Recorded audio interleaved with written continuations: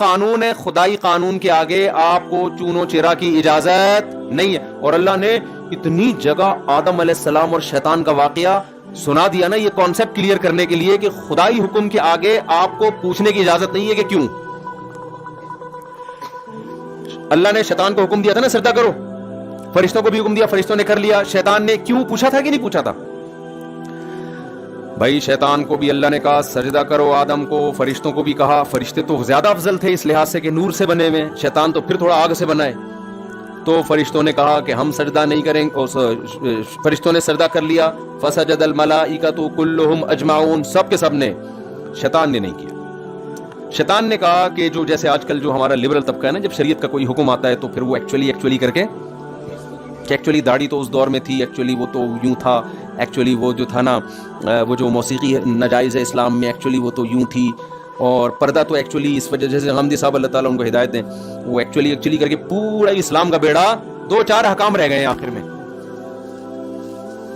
جو جناب پروفیسر غامدی صاحب جس طرح کا اسلام مارکیٹ میں لا رہے ہیں نا, ایک آدھی ٹوپی چھوڑی سی رہ جائے گی ٹیشو پیپر, اور 2-4 بس چیزیں رہ جائیں گی, باقی پورا اسلام کیا ہو جائے گا, وہ سارا ایکچولی کر کے. ابھی ان کا لیٹسٹ فتویٰ آیا کہ نیل پالش لگی ہو تو بھی وضو ہو جائے گا. صحیح ہے نا. اور قیاس دیکھو کہاں سے کیا جا رہا ہے کہ موزوں پہ نبی نے مسح کیا ہے تو اس پہ بھی مسح کر لیں آپ. بھائی قیاس کی شرائط ہوتی ہیں, قیاس میں یہ نہیں ہوتا کہ کہیں کی چیز اٹھا کے آپ کہیں لگا دیں, ایسے نہیں ہوتا. یہ اصول فقہ جو مدارس میں پڑھایا جاتا ہے نا, اس میں قیاس کی شرطیں بتائی جاتی ہیں کہ قیاس کیسے کیا جاتا ہے, کن صورتوں میں جائز ہے, کن صورتوں میں ناجائز ہے, دلالت النص کیا ہوتا ہے, قیاس کیا ہوتا ہے, پوری ڈیٹیل ایسے ہی. ورنہ تو آپ کہیں کی بھی چیز اٹھا کے کہیں لگا دو آپ کہ جی وہ موزوں پہ جب مسح کیا ہے نبی نے تو موزوں پہ تو 3 انگلیوں سے مسح کیا ہے یوں کر کے, پورے موزے بھی گیلے نہیں کیے. تو کل کوئی پروفیسر اٹھے گا کہے گا کہ نیل پالش پہ آپ مسح بھی پورا ضروری نہیں ہے, ایک ناخن سے بھی یوں کر لیں تو بھی مسح کافی ہے, کیونکہ نبی نے تو 3 انگلیوں سے ساکس پہ مسح, جو چمڑے کے موزے یا اس ٹائپ کے جو بھی موزے ہوتے ہیں ان پہ اس طرح سے مسح. کوئی تک نہیں ہے. فتویٰ دیا تھا محترم نے کورونا کے دنوں میں کہ آپ ٹیلی ویژن پہ بھی اقتدا کر سکتے ہیں.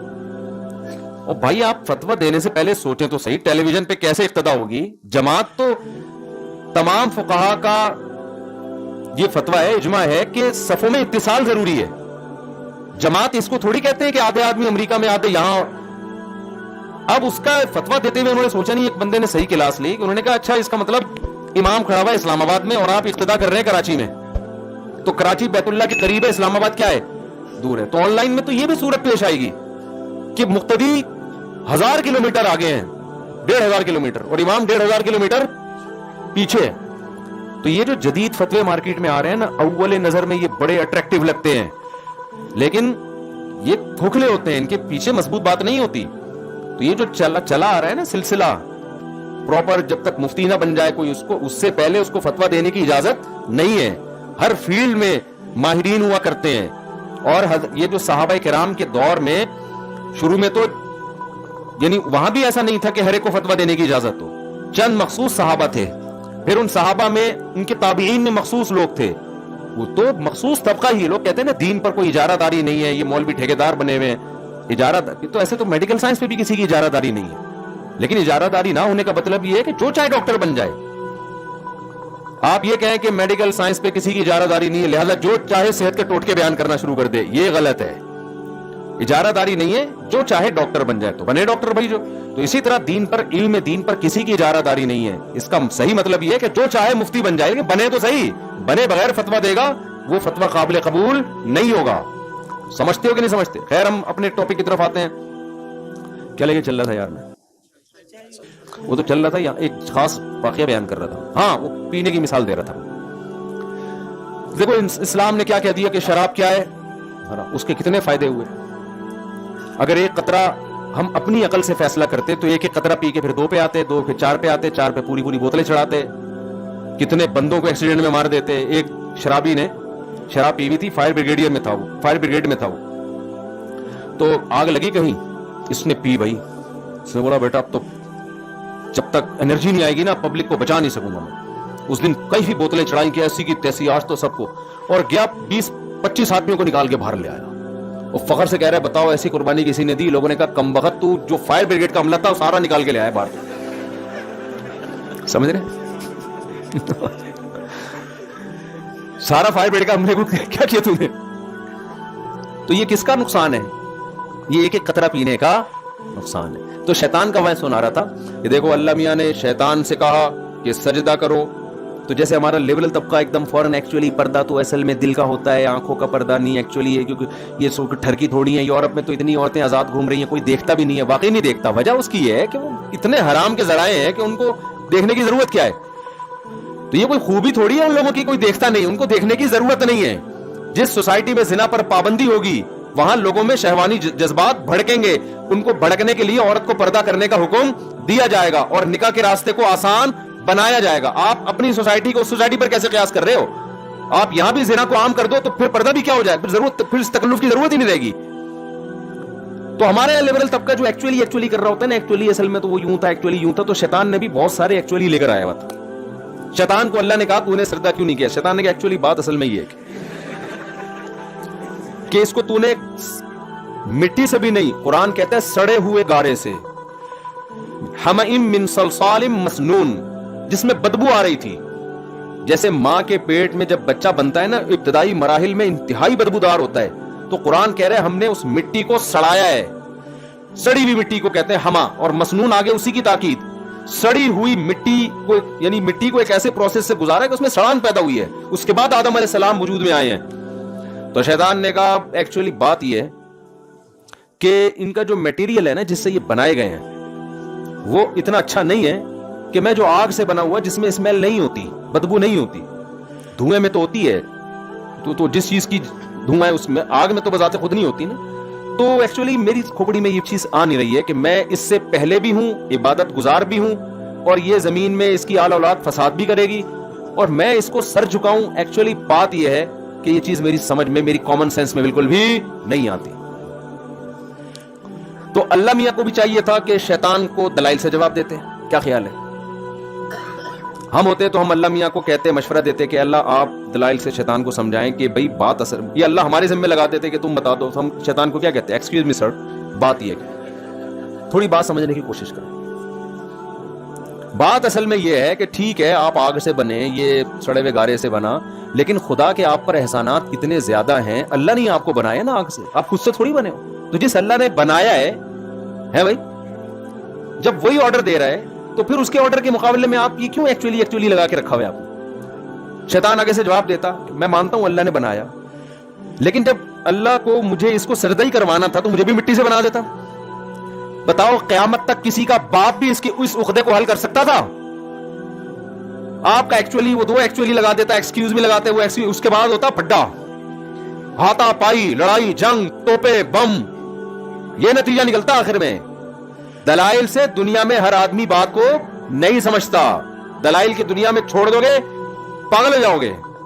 کسی حد تک تو دلائل چلتے ہیں, اس کے بعد اپنی عقل کے گھوڑے وہ ان کو لگام دینی پڑتی ہے کہ بس بھائی آگے نہیں, اس سے آگے جانے کی اجازت نہیں ہے. وہ کیا ہے, جب انسانوں میں آپس میں ڈیبیٹ ہوگی دلائل کے انبار لگا دو. جہاں خدا کا معاملہ آئے گا وہاں اپنی عقل کو بچھا دیا جائے گا زمین پہ. بھائی خدا نے کہہ دیا بس, اللہ سے آگے ہماری عقل نہیں ہو سکتی. تو یہ ہم لوگوں کو بے وقوفی کی ترغیب نہیں دے رہے کہ عقل استعمال ہی نہ کرو. ہم کہتے ہیں انسان کوئی فلسفہ لے کر آتا ہے, آپ بھی ایک فلسفہ پیش کرو. انسان کوئی بات کرتا ہے, آپ بھی دلائل کی دنیا میں رد کرو. جہاں بات اللہ کی آئے گی, گاڈ کی آئے گی, گاڈ نے کہہ دیا, اب آگے بحث کا آپشن آپ کے پاس ختم ہو گیا ہے. تو اللہ میاں نے شیطان کو دلائل نہیں سمجھائے کہ نہیں یہ تو یوں ہے تو یوں ہے, دیکھ میں نے تجھے. اللہ میاں نے شیطان کو کیا کہا, فخرج منہا انک رجیم.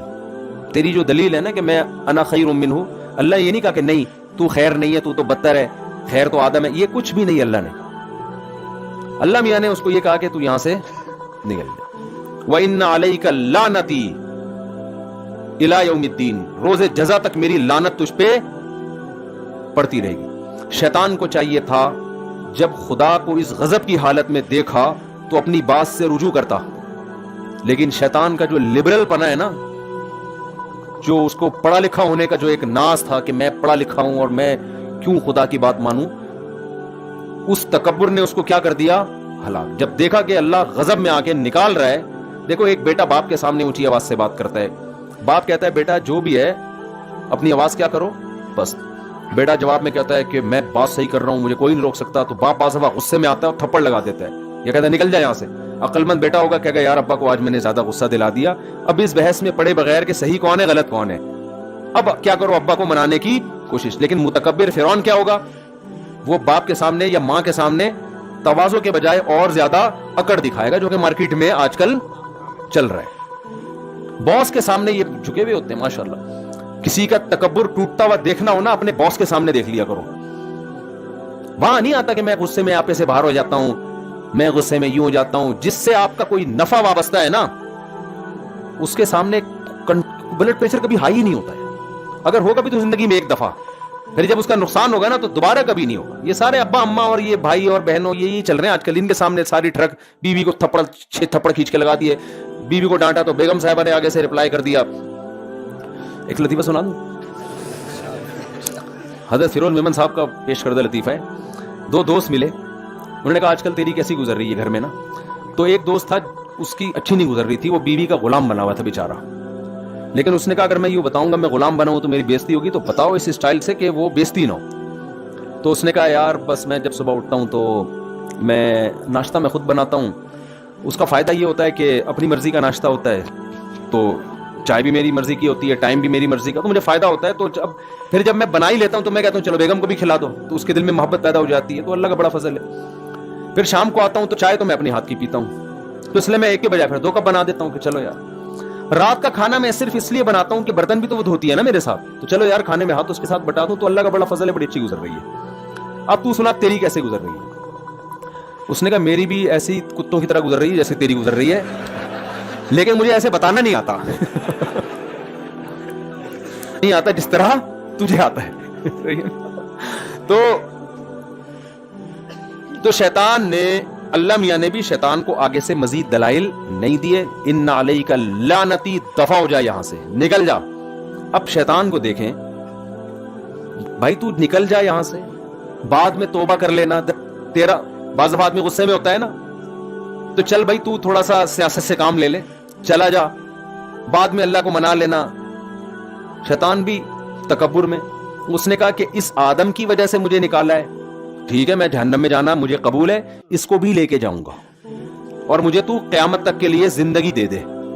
کتنی غلط چیز مانگ رہا ہے نا اپنے لیے, غلط چیز مانگ رہا ہے نا بھائی. تو حسد کی آگ میں ان کا نقصان کرنا اپنا کیوں کر رہا ہے؟ بات سمجھ میں آ رہی ہے کہ نہیں آ رہی ہے؟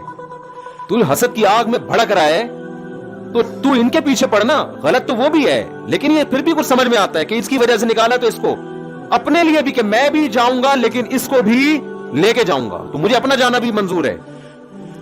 اور ایسا اکڑا ہے نا, ایسا اکڑا ہے, کہتے ہیں موسیٰ علیہ السلام کے دور میں یہ واقعہ لکھا ہے لیکن اس کی کوئی سند نہیں ہے. بعض واقعے مستند نہیں ہوتے لیکن اس کا جو مضمون ہوتا ہے وہ مضمون ٹھیک ہوتا ہے. کہتے ہیں شیطان موسیٰ علیہ السلام کے پاس آیا, کہنے لگا کہ اتنے لوگوں کی اللہ توبہ قبول کرتا ہے, بڑے بڑے گناہگاروں کی, تو کیا میری توبہ اللہ قبول کر لے گا؟ اللہ میاں نے موسیٰ علیہ السلام سے پوچھا, موسیٰ علیہ السلام نے اللہ میاں سے پوچھا. اللہ میاں نے کہا ہاں بھائی سب کے لیے جب توبہ کا دروازہ کھلا ہے, شیطان کے لیے بھی کھلا ہوا ہے. شیطان حیران ہوا کہ یار میں اتنے لوگوں کو جہنم میں پہنچوا چکا ہوں ہے بھائی, اور اتنا کچھ میں نے کر لیا, اب بھی توبہ قبول ہوگی؟ تو اللہ سے طریقہ پوچھو کیا کرنا ہے. تو اللہ میاں نے بتایا کہ میں سارے گناہ معاف کرنے کے لیے تیار ہوں, تو بس ایک کام کر لے, آدم کو سجدہ کیا تھا نا وہ تو چلے گا دنیا سے, ان کی قبر کو جا کے کر لے. کیا کر لے بھائی؟ وہ انکار کر دیا تھا, اب آپشن ہے قبر کو کر لے, میں گناہ معاف کر دوں گا. شیطان نے کہا یہ نہیں ہو سکتا, اس لیے کہ جب زندہ تھے اس وقت نہیں کیا, اب تو قبر تو اب تو میری اور زیادہ انسلٹ ہے اس میں. تو ایکچولی یہ مجھ سے بولو, ایکچولی یہ نہیں ہو سکتا, ایکچولی یہ کام مجھ سے نہیں ہو سکتا, اٹ ازنٹ پاسبل. تو پوائنٹ ٹو بی نوٹڈ, یہ فرعون نے, وہ شیطان نے کہا تھا. تو ہمارے پاس کیا ہے بھائی, اللہ کا جب فیصلہ آ گیا, اللہ کے رسول وہی کہیں گے جو نمائندے ہیں, تو جو اللہ کا حکم ہے وہی بتائیں گے. تو جب آ گیا تو مسلمان کے پاس اب صحیح اور غلط میں فرق کرنے کی ٹینشن سے کیا ہو گئی, جان چھوڑ گئی. یہ بہت بڑی مصیبت سے اللہ نے بچا لیا ہے. آپ اس کو ہلکا سمجھ رہے ہو, جن کے کانسیپٹ کلیئر نہیں ہے نا, ساری زندگی ان کی ڈپریشن میں, اسٹریس میں گزرتی ہے. صحیح کیا غلط کیا, پاگلوں کی طرح زندگی گزار رہے ہیں. قرآن نے ان کے بھی نقشے کھینچے ہیں, اس مثال پہ جاؤں گا تو بات بہت لمبی ہو جائے گی. تو اب میرے بھائی جب اللہ نے کلیئر کر دیا ہمیں, تو اب جیسے جیسے اللہ رسول کہہ رہے ہیں نا, مان لو کہ یہی ٹھیک ہے, باقی سب کیا ہے